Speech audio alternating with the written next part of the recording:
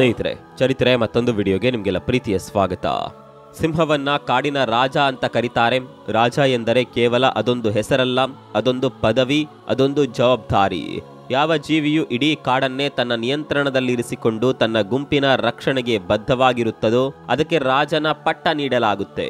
ಸಸ್ತನಿಗಳಲ್ಲಿ ಈ ಒಂದು ಸ್ಕಿಲ್ ಇರೋದು ಸಿಂಹಕ್ಕೆ ಮಾತ್ರ.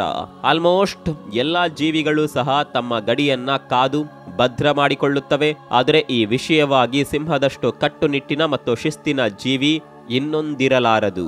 ಅದು ತನ್ನ ಗಡಿ ರಕ್ಷಣೆ ಹಾಗೂ ತನ್ನವರ ಸಂರಕ್ಷಣೆಗಾಗಿ ತನ್ನ ಜೀವವನ್ನ ಬೇಕಾದರೂ ಪಣಕ್ಕಿಟ್ಟು ಹೋರಾಡುತ್ತದೆ. ಬಹುತೇಕ ಎಲ್ಲಾ ಸಿಂಹಗಳಲ್ಲೂ ಸಹ ಈ ಒಂದು ಗುಣವಿದ್ದೇ ಇರುತ್ತದೆ. ಅವುಗಳಲ್ಲೆಲ್ಲ ನಾವು ಮುಖ್ಯವಾಗಿ ಹೇಳಬಹುದಾದದ್ದು ಸ್ಕಾರ್ ಫೇಸ್ ಎಂಬ ಹೆಸರಿನ ಖ್ಯಾತ ಸಿಂಹವೊಂದರ ಬಗ್ಗೆ.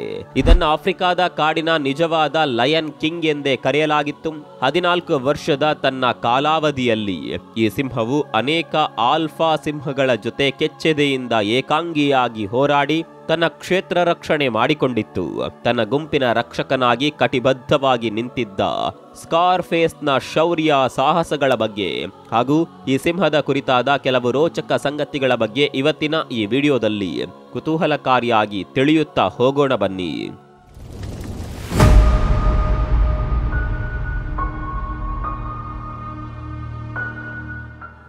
ಆಫ್ರಿಕಾ ಖಂಡವನ್ನ ಸಿಂಹಗಳ ತವರು ಮನೆ ಎಂದು ಕರೆಯುತ್ತಾರೆ. ಆಫ್ರಿಕಾ ಬಿಟ್ಟರೆ ಇವು ಏಷ್ಯಾದಲ್ಲಿ ಹೆಚ್ಚು ಕಂಡುಬರುತ್ತವೆ. ವಿಶ್ವದ ಎಲ್ಲಾ ಸಿಂಹಗಳನ್ನ ಸಹ ಸ್ಥೂಲವಾಗಿ ಆಫ್ರಿಕನ್ ಸಿಂಹಗಳು ಹಾಗೂ ಏಷ್ಯಾಟಿಕ್ ಸಿಂಹಗಳೆಂದು ವರ್ಗೀಕರಿಸಿದ್ದಾರೆ. ಏಷ್ಯಾದ ಸಿಂಹಗಳು ಹಸಿರು ಕಾಡುಗಳಲ್ಲಿದ್ದರೆ ಆಫ್ರಿಕಾದ ಸಿಂಹಗಳು ಡ್ರೈ ಫಾರೆಸ್ಟ್ಗಳಲ್ಲಿರುತ್ತವೆ. ಆಫ್ರಿಕಾದ ಹಲವು ಕಡೆ ಸಿಂಹಗಳಿಗೆಂದೇ ರಿಸರ್ವ್ಗಳನ್ನ ರಚಿಸಲಾಗಿದೆ. ಅಂಥವುಗಳಲ್ಲಿ ಅಲ್ಲಿಯ ಕೀನ್ಯಾದ ಮಸಾಯಿ ಮರ ಸಿಂಹಗಳ ರಿಸರ್ವ್ ಸಹ ಒಂದು. ಇಲ್ಲಿದ್ದ 106 ಸಿಂಹಗಳ ಪೈಕಿ ಸ್ಕಾರ್ ಫೇಸ್ ಸಹ ಒಂದಾಗಿತ್ತು. 2007ರಲ್ಲಿ ಜನಿಸಿದ್ದ ಈ ಸಿಂಹವು ಜನ್ಮತಃ ಸಾಹಸಿ ಜೀವಿ. ಈ ಒಂದು ಕೀನ್ಯಾದ ಕಾಡು 90ಕ್ಕೂ ಹೆಚ್ಚಿನ ಸಸ್ತನಿಗಳಿಗೆ ಆವಾಸ ಸ್ಥಾನವಾಗಿದೆ. ಸಿಂಹಗಳಲ್ಲದೆ ಜಿರಾಫೆ, ಬೈಸನ್, ಕಾಡುಕೋಣ, ಜಿಂಕೆ, ಕಡವೆ, ಸಾರಂಗಗಳು, ಮೊಸಳೆಗಳು, ಆಸ್ಟ್ರಿಚ್, ಹಾಯಿನಗಳು, ಕಾಡುಹಂದಿ, ಕಾಡುನಾಯಿಗಳು ಹೀಗೆ ಮೊದಲಾದ ಪಶು ಪಕ್ಷಿಗಳ ಮುಕ್ತ ವನ್ಯಧಾಮವದು.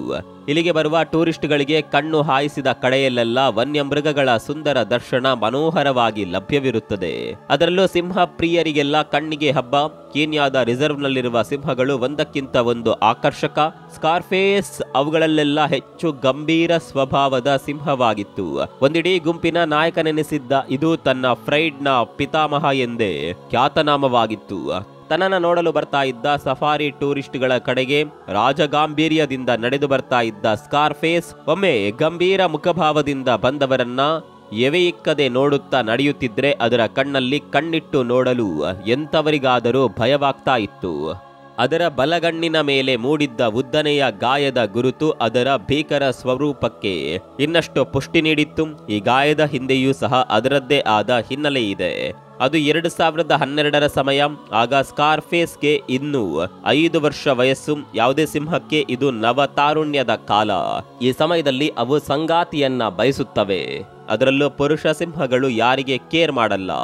ಬಹುಬೇಗನೆ ಎಲ್ಲದಕ್ಕೂ ಕೆರಳುವ ಗುಣ ಇರುವ ಅವು ಕಾಳಗದ ವೇಳೆಯಲ್ಲಿ ಅಕ್ಷರಶಃ ಪ್ರಾಣಕ್ಕೂ ಸಹ ಜಗ್ಗದೆ ಹೋರಾಡುತ್ತವೆ. ಸಿಂಹಗಳು ಗುಂಪಾಗಿ ವಾಸ ಮಾಡುತ್ತವೆ. ಒಂದು ಗುಂಪಿನಲ್ಲಿ ಕನಿಷ್ಠ ಅಂದ್ರೆ 15ರಿಂದ 20 ಸಿಂಹಗಳಿರುತ್ತವೆ. ಇಂತಹ ಗುಂಪುಗಳೇ ಒಂದು ಕಾಡಲ್ಲಿ ಸಾಕಷ್ಟು ಸಂಖ್ಯೆಯಲ್ಲಿ ಇರುತ್ತವೆ.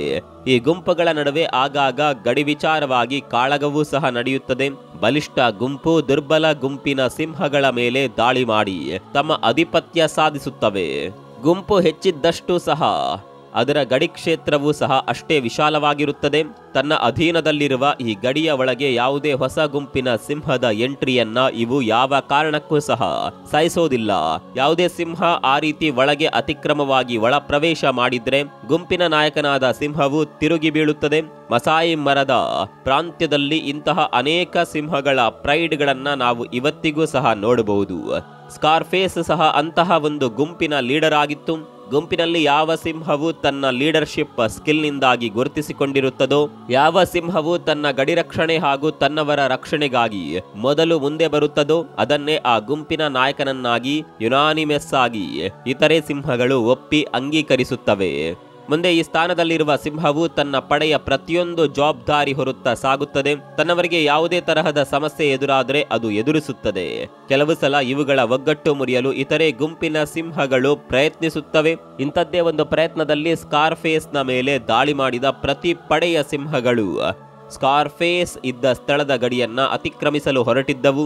ಆದರೆ ಸ್ಕಾರ್ಫೇಸ್ ದಿಟ್ಟತನದಿಂದ ಹೋರಾಡಿ 4-5 ಸಿಂಹಗಳನ್ನ ಒಟ್ಟಿಗೆ ಎದುರಿಸಿತ್ತು. ಈ ಘರ್ಷಣೆಯಲ್ಲಿ ಇತರೆ ಸಿಂಹಗಳಿಂದ ಅದರ ಬಲಗಣ್ಣಿನ ಮೇಲೆ ಉದ್ದನೆಯ ಕೈ ಉಗುರಿನ ಸೀಳುಗುರುತು ಮೂಡಿ ಗಾಯವಾಗಿತ್ತು. ಆದರೂ ಸಹ ಅವು ಅದನ್ನ ಸೋಲಿಸುವಲ್ಲಿ ವಿಫಲರಾಗಿ ಹಿಂದಿರುಗಿದ್ದವು. ಆಗಿನಿಂದಲೂ ಸ್ಕಾರ್ಫೇಸ್ ಎಂಬ ಹೆಸರು ಇದಕ್ಕೆ ರೂಢಿಗೆ ಬಂದಿತ್ತು. ಸ್ಕಾರ್ ಎಂದರೆ ಗಾಯದ ಗುರುತು ಎಂದರ್ಥ. ಗಾಯಗೊಂಡ ಸಿಂಹದ ಉಸಿರು ಅದರ ಗರ್ಜನೆಗಿಂತಲೂ ಭಯಾನಕ ಎನ್ನುವ ಮಾತಿನ ಹಾಗೆ ಈ ದಾಳಿಯ ನಂತರ ಸ್ಕಾರ್ಫೇಸ್ ಅಕ್ಷರಶಃ ಅಜೇಯವೇ ಆಗಿ ಹೋಯಿತು. ಈ ಒಂದು ಕದನದಿಂದಲೇ ಈ ಸಿಂಹದ ಬಗ್ಗೆ ಮಸಾಯ್ ಪ್ರಾಂತ್ಯದ ಸುತ್ತಮುತ್ತ ಎಲ್ಲರಿಗೂ ಗೊತ್ತಾಗಿದ್ದು, ಇಲ್ಲಿಯ ಸಿಂಹಗಳ ಅಧ್ಯಯನಕಾರರು ಇದರ ಬಗ್ಗೆ ಪ್ರತ್ಯೇಕವಾಗಿ ಸ್ಟಡಿ ಮಾಡಲು ಮುಂದಾದ್ರು. ಇದರ ವೀರಾವೇಶ ಗಮನಿಸಿದ ಅವರು ಇದರ ಪ್ರತಿಯೊಂದು ಚಲನವಲನಗಳನ್ನ ಸಹ ಎಚ್ಚರಿಕೆಯಿಂದ ಗಮನಿಸಿದ್ರು.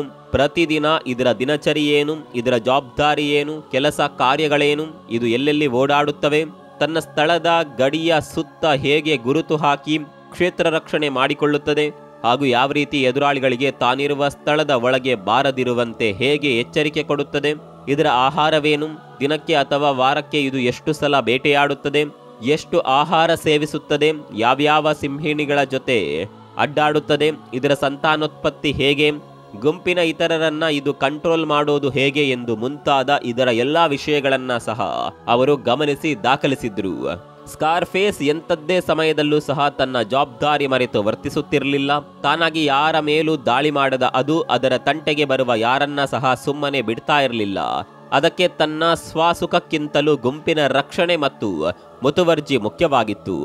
ಈ ಕಾಡುಗಳಲ್ಲಿ ಸಿಂಹಗಳಿಗೂ ಸಹ ಎದುರಾಗುವ ಸಮಸ್ಯೆ ಏನೆಂದರೆ ಅದು ಹೈನಾ ಅಥವಾ ಕತ್ತೆ ಕಿರುಬಗಳ ಕಾಟ. ಈ ಹೈನಾಗಳು ಸ್ವಭಾವತಃ ಕೀಟಲೆ ಗುಣದ ತರಳೆ ಪ್ರಾಣಿಗಳು.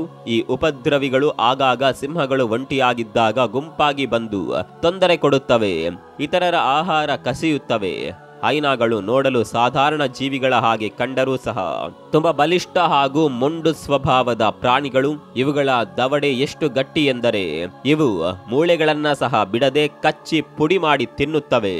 ಏನೇ ಆದ್ರೂ ಇವುಗಳ ಆಟ ಸಿಂಹಗಳ ಮುಂದೆ ಸಾಗಲ್ಲ. ಸ್ಕಾರ್ಫೇಸ್ ಇಂತಹ ಹೈನಾಗಳಿಗೆ ಕೇರ್ ಸಹ ಮಾಡ್ತಾ ಇರಲಿಲ್ಲ. ಒಂದು ವರದಿಯ ಪ್ರಕಾರ ಸ್ಕಾರ್ಫೇಸ್ 400ಕ್ಕೂ ಹೆಚ್ಚಿನ ಸಂಖ್ಯೆಯಲ್ಲಿ ಹೈನಾಗಳನ್ನ ಕೊಂದಿತ್ತು ಹಾಗೂ 100ಕ್ಕೂ ಹೆಚ್ಚು ಶತ್ರು ಸಿಂಹಗಳನ್ನ ಅದು ನಾಶ ಮಾಡಿತ್ತು. ಇಂತಹ ಒಂದು ಅಪರೂಪದ ದಾಖಲೆ ಇದರ ಹೊರತಾಗಿ ಇಲ್ಲಿ ಯಾವುದೇ ಇತರೆ ಸಿಂಹಕ್ಕೂ ಸಹ ಇಲ್ಲ. ಇತಿಹಾಸದ 10 ಶೌರ್ಯವಂತ ಸಿಂಹಗಳ ಪೈಕಿ ಸ್ಕಾರ್ಫೇಸ್ಗೆ ಮೊದಲ ಸ್ಥಾನ ನೀಡಿ ಗೌರವಿಸಲಾಗಿದೆ. ಈ ಸಿಂಹದ ಗತ್ತು, ಗಾಂಭೀರ್ಯ ಹಾಗೂ ಸಾಹಸಗಳು ಎಂದಿಗೂ ಜೀವಂತ. ಇದನ್ನ ನೋಡಲು ಬಂದ ಎಷ್ಟೋ ಜನ ಈ ಸಿಂಹದ ಅಭಿಮಾನಿಗಳಾಗಿದ್ದರು. ಕೇವಲ ಸ್ಕಾರ್ಫೇಸ್ ಅನ್ನ ನೋಡಲೆಂದೇ ಜನ ಇಲ್ಲಿಗೆ ಬರ್ತಾ ಇದ್ರು.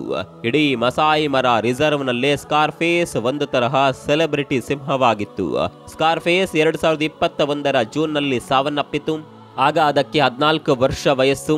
ಆಫ್ರಿಕಾದ ಈ ರಿಯಲ್ ಲೈಫ್ ಲಯನ್ ಕಿಂಗ್ನ ಸಾವು ಇದರ ಸಾಕಷ್ಟು ಜನ ಅಭಿಮಾನಿಗಳನ್ನ ಹಾಗೂ ಸಿಂಹದ ಅಧ್ಯಯನಕಾರರನ್ನ ದುಃಖದಲ್ಲಿ ಮುಳುಗಿಸಿತ್ತು. ಆಹಾರ ಸರಪಳಿಯ ಜೀವಜಾಲದಲ್ಲಿ ಮನುಷ್ಯನ ಸ್ಥಾನ ಟಾಪ್ ಸ್ಥಾನದಲ್ಲಿದೆ. ಅವನಷ್ಟು ಬುದ್ಧಿವಂತ ಹಾಗೂ ಲೆಕ್ಕಾಚಾರದ ಜೀವಿ ಬೇರ್ಯಾರೂ ಇಲ್ಲ ಎಂದು ಹೇಳ್ತಾರೆ. ಅವನ ಹೊರತಾಗಿ ಬೇರೆಲ್ಲವೂ ಸಹ ಮೂಲ ಜೀವಿಗಳು. ಈ ಮೂಕ ಪ್ರಾಣಿಗಳು ಏನು ತಾನೇ ಮಾಡಬಲ್ಲವು ಎಂದು ನಾವೆಲ್ಲ ತಾತ್ಸಾರ ಮಾಡುತ್ತೇವೆ. ಆದರೆ ಅವುಗಳ ಲೋಕದ ವ್ಯವಹಾರ ನೋಡಿದ್ರೆ ಒಂದು ಕ್ಷಣ ದಿಗ್ಭ್ರಮೆ ಉಂಟಾಗುತ್ತದೆ. ಈ ಪ್ರಾಣಿ ಲೋಕದ ರೀತಿ ರಿವಾಜುಗಳು, ಪದ್ಧತಿಗಳು, ಅವುಗಳ ಲೀಡರ್ಶಿಪ್ ಸ್ಕಿಲ್, ಅವುಗಳ ಶೌರ್ಯ, ಸಾಹಸ, ಧೈರ್ಯ, ತ್ಯಾಗ ಹಾಗೂ ಸರ್ವೈವಲ್ ಕೆಪಾಸಿಟಿ ಇವೆಲ್ಲ ನೋಡಿದ್ರೆ ಇದರ ಮುಂದೆ ನಾವು ಸಹ ಸಣ್ಣವರೇನು ಎಂಬ ಸೋಜಿಗ ಉಂಟಾಗುತ್ತದೆ. ಇದಕ್ಕೆ ಕೀನ್ಯಾದ ಸ್ಕಾರ್ಫೇಸ್ ಎಂಬ ಹೆಸರಿನ ಸಿಂಹದ ಬದುಕು ಒಂದು ಸಣ್ಣ ಸಾಕ್ಷಿ ಮಾತ್ರ. ಇದಿಷ್ಟು ಈ ವಿಡಿಯೋದ ಮಾಹಿತಿ. ಈ ವಿಡಿಯೋದ ಬಗ್ಗೆ ನಿಮ್ಮ ಅಭಿಪ್ರಾಯವನ್ನ ಕಾಮೆಂಟ್ ಬಾಕ್ಸ್ ನಲ್ಲಿ ತಿಳಿಸಿ. ಮತ್ತೊಂದು ವಿಡಿಯೋದಲ್ಲಿ ಸಿಗೋಣ. ಅಲ್ಲಿವರೆಗೂ ನಮಸ್ಕಾರ.